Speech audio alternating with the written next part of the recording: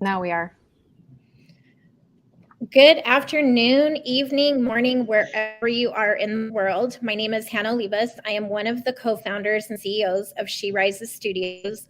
I am so beyond excited to come to you live today I feel like I'm in a virtual room with incredible, powerful, financially secure women. And as most of you know, we released our book yesterday, Becoming an Unstoppable Woman in Finance. And the reason for today's panel discussion and who is on this panel discussion is because we really want women globally to understand that you are meant to be financially secure. And we're going to share a little bit of insight in how that can become a true goal for you. So first, it is my honor to introduce Sue Herera. And Sue Herera is an award-winning journalist and one of the founders of CNBC, the world's leading business news network. Sue has traveled the world covering the pressing global stories of the day, as well as anchoring and producing 4 award-winning programs documenting the economic rise of China, Russia, India, and Japan. After 35 years with CNBC, she stepped back from her full-time role with the network and is now an anchor at large. And not only is Sue all of that, but Sue is just freaking awesome. So I've already had the honor and pleasure of interviewing you on our podcast, and I still get the goosebumps. So thank you for joining us tonight. I'm going to have pleasure. chime in and introduce Cathy. Hello, everybody. I'm Nicole Curtis, and I am excited to introduce Cathy Maloney. She has been in the mortgage industry for over 25 years. Her position of helping people with their mortgage finances needs has been very rewarding for her. She is able to assist her clients with one of their most important decisions. Educating her clients so they feel knowledgeable and comfortable during the mortgage process is key to her. The relationship often extends beyond the first mortgage transaction as she get her referral for a second or third mortgage, as well as family and friends. This is very important to her. She is able to assist with a purchase, refinance, or simply provide information that may be helpful during the home financing process. Thank you. Welcome, Cathy. Thank you for being with us. And lastly, but not least by any means, is Erin Sykes as Chief Economist and Real Estate Wealth Advisor. That is a whole lot to say. At Nest Seekers International, Erin Sykes directs data and analytics teams in New York, London, Palm Beach, and the Hamptons. She is appointed to expand and deliver the most up-to-date real estate economic indicators that best serve and help educate clients through the data and facts. As a former retail and real estate expert advisor, Sykes traveled extensively to every continent. She is a frequent guest on Fox Business News, CNBC, Today, CNN, NBC Nightly News, Yahoo Finance, Cheddar, and more. She holds an MBA from Pepperdine University and a Bachelor in Finance and International Business from Villanova University. So welcome, Erin. Thank you so much for being with us. As you can see, we have some very incredible panelists tonight. We're also joined with Lisa Chastain from Savvy. If you want to finish that for me. Hi, I'm Lisa Chastain. I'm one of the co-authors on this project, and I'm also a #1 bestselling author of my own book, Girl, Get Your Shit Together. And I am on a mission to help women become the financial leaders of their lives in the United States and around the world. I'm also the radio show host of Real Money with Lisa Chastain and podcast, and I'm really grateful to be here. Thank you. Martina. You're muted, honey. Hi, sorry about that. I'm a 3-time champion race car driver, international best-selling author, and champion mindset and confidence coach. And I'm so passionate about helping women who are 35 and over to shatter their self-doubts and fears and to really help them transform into women who truly believe in themselves at any age. Welcome. And Annette? Hi, everyone. I'm Annette J Morris. I am the owner and CEO of Go Getter LLC, and it's our vision to help women to take their God-given gifts and convert it into a 5 to 7 figure income generating business that supports their life and legacy. I am formerly a therapist, transitioned into being a mindset entrepreneur coach for women. Awesome. And Nicole Curtis. Hello, everybody. I'm Nicole Curtis. I am part of the She Rises Studios team. So honored to be here. And I help educate, empower, and celebrate women globally all over the world, and help and assist in many different services that She Rises Studios offers. So I am very honored to be here. Thank you. So let's get into this panel discussion of finance and women. So the first question, and I will address you, would be, women's economist percentage is so low. In fact, it's at 26.2%. And my question is, why do you think that is? Well, I think there are several reasons. I think that women basically have stayed away from financial services, from managing their own money, from taking control of their financial lives for some time. And luckily, that is starting to change. I think some of it actually started to change dramatically during the pandemic when women found themselves with time at home, which I think allowed them to perhaps focus more directly on their financial well-being and assess whether or not they were in the right position in terms of their career, or whether they could do better financially. So I think a lot of women have just shied away from taking control of their financial lives and entering into the financial world for some time. But luckily, I think that is changing. Well, thank you, Sue. What would you say your answer would be to this question, why the percentage is so low for women in economics, Erin? So I think that Go ahead. Oh, no, it's okay. Similar to Sue, I was just thinking about how real estate has really changed in women's perspectives in the last year. And I think that the pandemic was, a real, it induced a lot of thought process into people in terms of, what am I doing with my life? Do I like where I live? Am I enjoying, my day to day?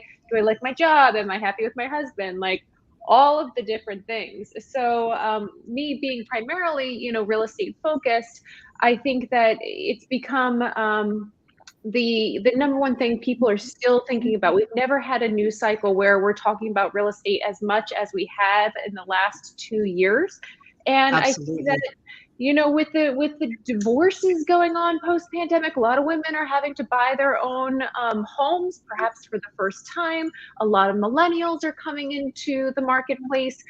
If you don't own something right now, it's becoming increasingly more difficult to become a homeowner because of inflation, because we have so many more expenses, because prices are plateaued. They really haven't pulled back much. Of course, interest rates have been rising. So we have all of these different kind of factors playing into why, as women and as human beings, we really need to take control of our financial future in order to weather all of the variables that we've seen in the last couple of years.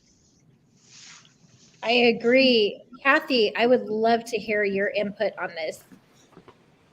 So I think that it's a larger issue in history of not encouraging women to pursue science, technology, engineering, and math. But I feel like that's changing.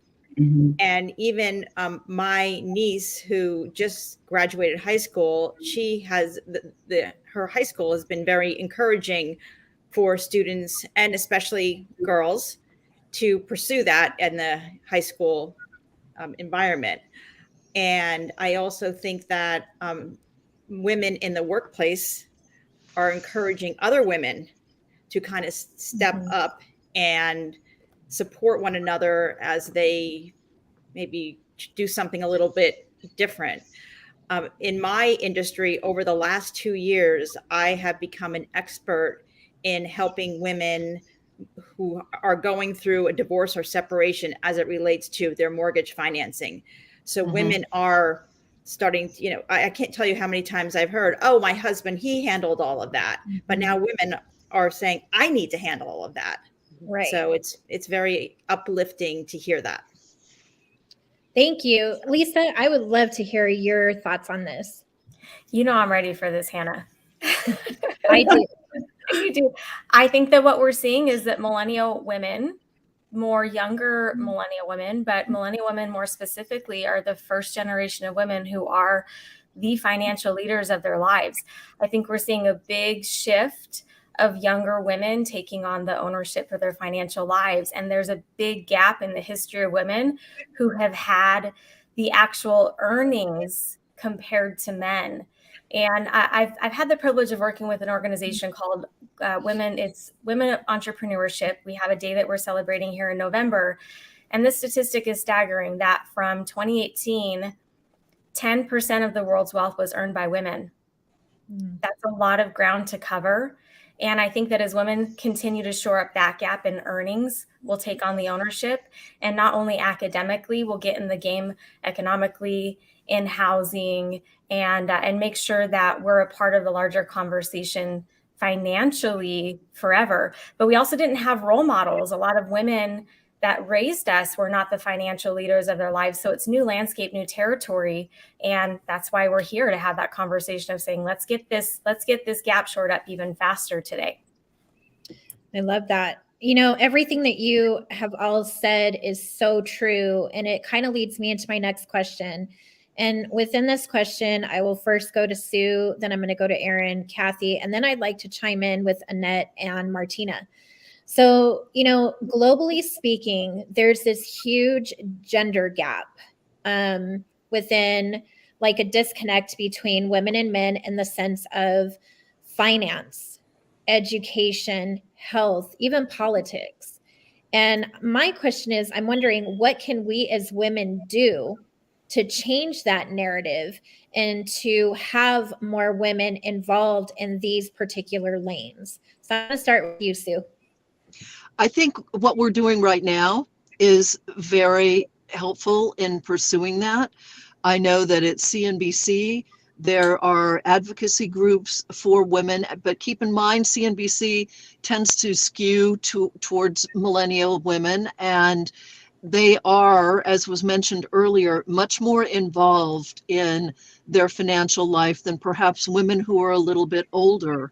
And I think the biggest issue is getting women who are a little bit older, who may have gone through a divorce or unfortunately are widowed, give them the tools that they need so that they can take control of their financial life. I think that's one of the issues, is the lack of tools, the lack of education. And there are certainly resources out there, but sometimes women don't know where to start. And conversations like we are all having this evening are so essential in making women feel comfortable, one, in their own financial skin, and two, comfortable asking questions. It's not a bad thing to ask a question. I still ask questions, and I've been in finance 40 years. There are still things that I make sure I understand correctly. I ask questions, and I am not ashamed of that. I think that's how you stay financially fit, you stay out of financial trouble, and you understand where you're going in your financial journey. Thank you, Sue. What would you say, Erin, to that question? Well, we don't know what we don't know. And I think that's the struggle that a lot of women go through, because they think, okay, I've been working and I go to work 40 hours a week. I have a paycheck that's automatically deposited. And my life just kind of goes on and everything is hunky-dory until some type of tragedy happens. And that's when reflectively, people look back and say, oh, well, I didn't realize that, we weren't paid off on these bills, or that we had credit card debt, or, any of these types of things. And I think, that's particularly what I see. I see a lot of messes that need to be cleaned up after the fact, and that people really just had no idea how thin they were stretched. And, you know, in terms of getting women to recognize this, agreed, you know, the millennial generation, kind of the TikTok, Instagram generation, is really good about communicating finance and making it cool. You know, I follow a whole bunch of different people on social media, and I don't think I followed 5 years ago on Instagram, because they just didn't exist, you know, these educators and new ways of doing things. So the real gap there is that, like we just said, the older generation, the people that have been working for 20, 30, 40 years, and suddenly realize that they have no nest egg, or, you know, they've got to be independent for whatever reason. So I think as professionals, it's our job to create the conversation rather than, you know, just existing in an echo chamber and only raising our hands when called on. I think we need to be really proactive about going out and finding the people that need help before it becomes a mess. I couldn't agree with you more. And I want to ask the same question to Cathy. What is your take on, you know, the disconnect, and what can we do to change it? I think that if we can make something not so complicated, because a confused mind says no. So if someone's starting to want to take over their own finances or understand where they are, they need to meet with somebody that can help them understand in a calm way, let them be able to feel like they can ask questions and get understood, and they can understand where they're coming from. And I also think that, you know, women helping other women is priceless, and doing things like this. Thank you. I actually appreciate that, because one of the main reasons why we wanted to have this panel discussion was really to get that message out to women to stand up and take charge in finance, because it is so needed. So with that said, I would like to ask Martina to kind of I want your input on this question too, and your perspective. Thank you. I love this question. So I think girls need 2 things. Number one, they need to be, and I'm talking young girls, they need to be educated on what are the possibilities of jobs. And number 2, they need female role models.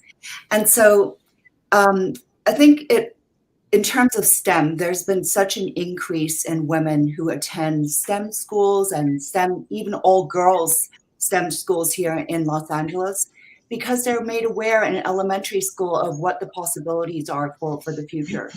So according to theconversation.com, you know, there was a 15% increase in STEM female doctoral degrees from 1995 to 2014. In comparison with economists with doctorate degrees, women, 30%, 30%. So it's been stagnant because people don't know what an economist is, or children don't. So I think a lot of it is education, and also role models are so important. So I started in 1990 with KPMG. And then when I moved to Lehman Brothers, to the CNBC department for the hotel conduit, I was only one of 2 women out of 100. And Hannah was at the New York Stock Exchange last week. There are still hardly any women. So I think us paving the way and allowing women to see that you can shatter stereotypes. So I became a 3-time champion race car driver in a male-dominated field. And it's us paving the way. So now so many little girls are, you know, they know that they can do this too. So role models, us being role models, us collaborating and supporting women, which is what She Rises Studios is all about, is so important. I love that. Thank you, Martina. So we just added Shannon Lavinia, who is also being affected by Hurricane Ian. But I do want to give Annette 30 seconds to answer that question as well. And that is, what can we do to change that gap, that disconnect with women in terms of finance, education, health, and politics? I really think it's as minute as having a conversation about money, right? Because a lot of times we are so uncomfortable with talking about money, and historically it's come because women are not comfortable with being the head of the household. So men would typically work, they would bring the money home, all of these other things. And so a lot of women are even uncomfortable about talking about money, right? So I think it would start basically with a conversation about money and the freedom and flexibility that money actually allows you to have, right? So the more income that you're able to generate, the more that you're able to leverage that income to do whatever it is that you want in life. But they don't see that because we're not talking about it. Like the younger generation, yes. The older generation, most women don't even want to have a conversation about money because it's uncomfortable for them. Agreed. Thank you, Annette. You're so welcome. I want to move on to our next question. And this one has personal feeling for me. And that question is, and I'm going to start with Sue, and then I'm going to ask Erin, and then I'm going to ask Cathy, and then I want to hear from Shannon, and then I want to hear from Lisa, and so on and so on. So what does becoming an unstoppable woman in finance mean to you personally, Sue? Well, I think most women in general, inside of finance and outside of finance, are unstoppable. They may not realize it, but when you look at what women do, no matter whether it's in the house, outside of the house, whatever you do, most women are unstoppable. They don't stop until it gets done, whatever it is. And I think that is essential to recognize. And women inside of finance and outside of finance should recognize how important they are and how unstoppable they are, regardless of what they do for a living. Now, in terms of finance, I think an unstoppable woman, I would best define as one who never settles, whether it is, say you're in, as I was, a media business that covers finance, but there were only two of us, Susie Garib and me, at the time that were doing it. And Susie and I were unstoppable because there really was no choice. We both had to work for a living. We knew that we loved finance. We loved talking about money. We loved educating people about money. And so there really wasn't a choice. You just had to push on. And was it hard? Yes. I remember trying to find the ladies' room at the New York Stock Exchange and discovering it was 3 floors down because there were no women on the floor of the stock exchange. And I just thought, okay, then I got to walk down 3 floors and walk back up 3 floors. And that's just a small example of the fact that women were and still are so underrepresented on Wall Street, that I find most women who do work on Wall Street and in finance are unstoppable because it's taken so much to get there that they're not about to stop now. Woohoo! That's what I want to hear. I would love to hear what you believe, Erin, is an unstoppable woman in finance.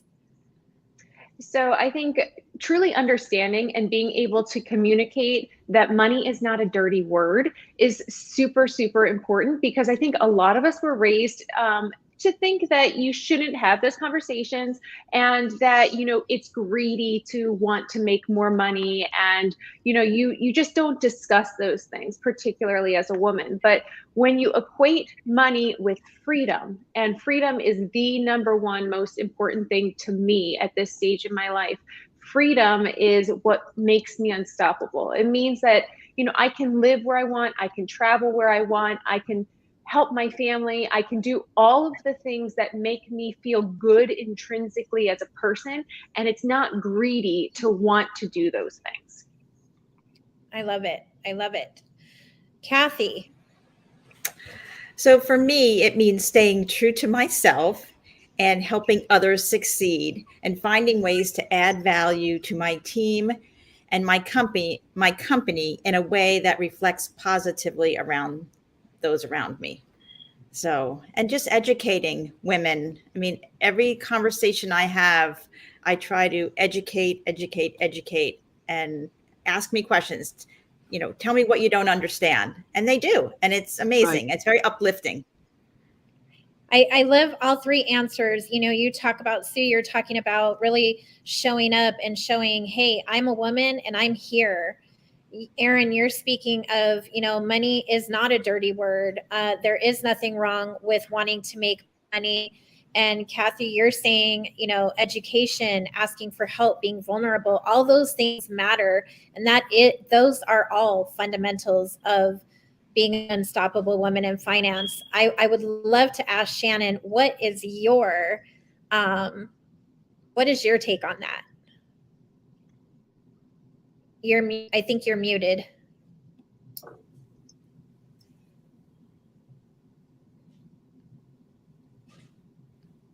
No. Okay. So Am I clear now? There we go. Yay. All right. Okay. We have the hurricane hookup here. I love that question because I grew up in an environment of abject poverty. And I was very much taught that money was an elusive thing that other people had. And, you know, the best thing that you could do was get a job, keep that job for as long as you live, never let the job go. And that would be your security. And I really broke that mold and changed it. And I think what it means to be an unstoppable woman in finance is that you know that you have assets and that those assets truly are your experience, your knowledge, and your wisdom.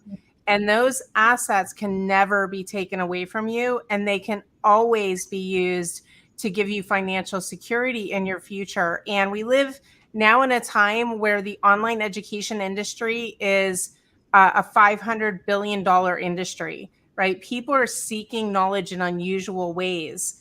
And all of us ladies here have tapped into that resource, which is our own knowledge and experience, to share it with other people. And that really does give you financial freedom. It gives you the ability to be self-reliant no matter what your circumstances are. You have those assets that just cannot be taken away from you and can always be used to your benefit and to the benefit of others.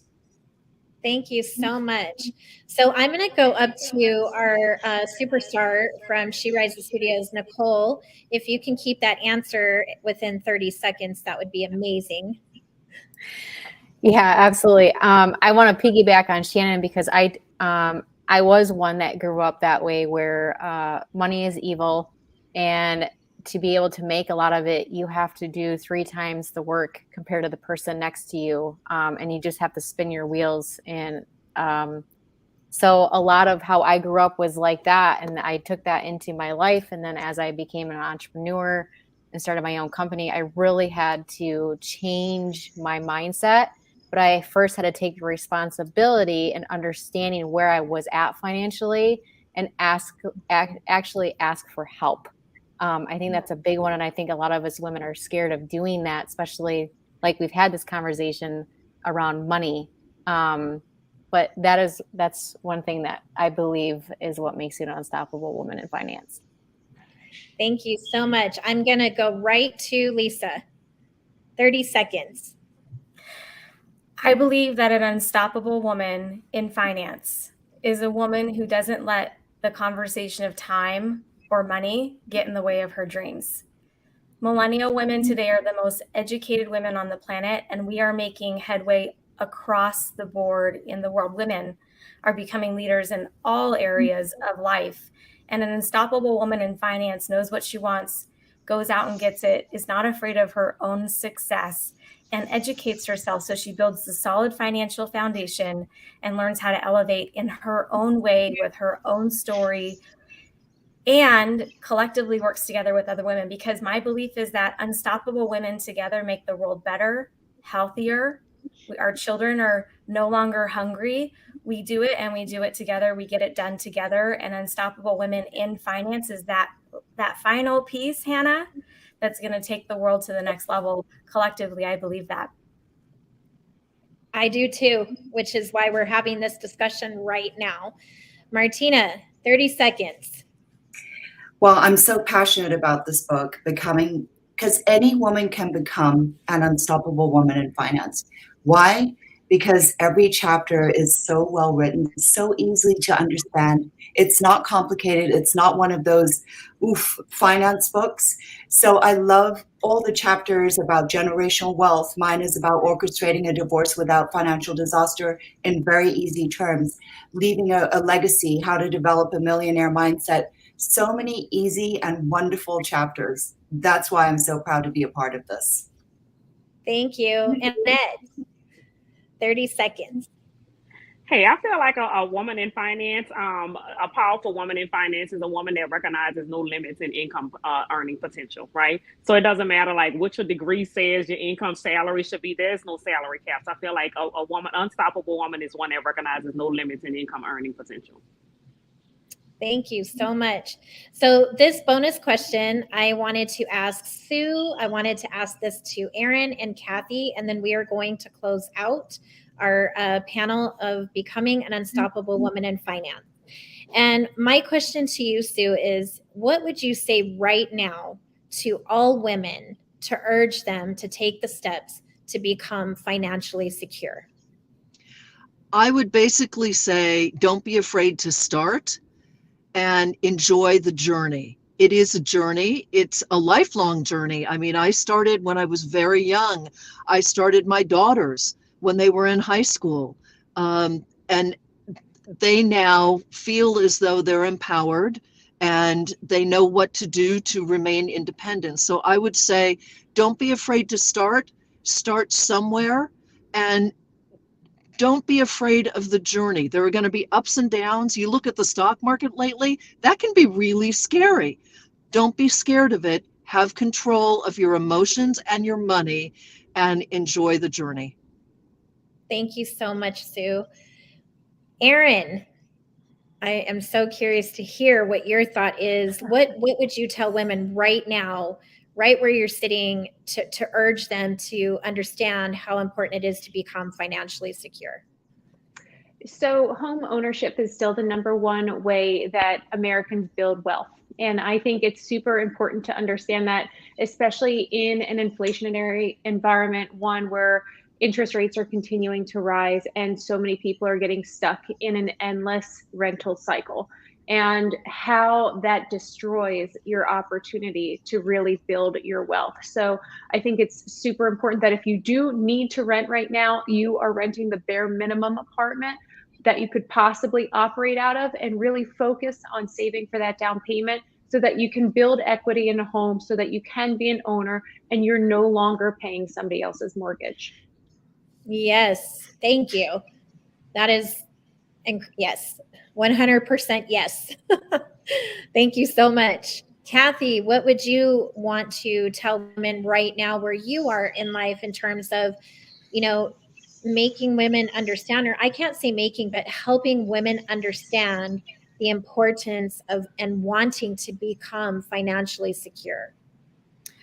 I would say women, the young, as soon as maybe they graduate high school or even while they're in college, to meet with a financial person, to understand, how can I start saving some money? How can I start developing a strong credit rating? Because you can have a job and you can have money, but if you don't have a credit rating, a good, strong credit score, I mean, I always say to my kids, no to Venmo. I say no Venmo, because that's not building up your credit history. You need to have, exactly. This is a whole nother conversation, but I'm very passionate about it because it's crucial in my world to have a good, healthy credit score.